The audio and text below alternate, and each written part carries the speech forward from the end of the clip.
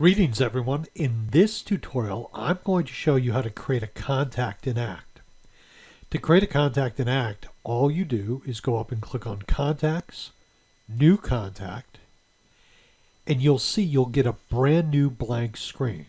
So for the purpose of this training, I'm going to enter myself in here as a contact in Act. So there you see that I have entered all of the information for Tony Holowitz.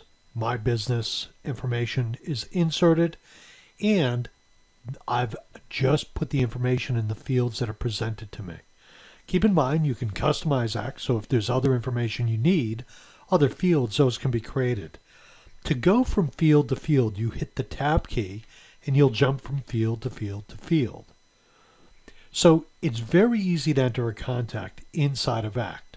That is all you have to do to enter a contact in Act. It is very easy. Thank you very much.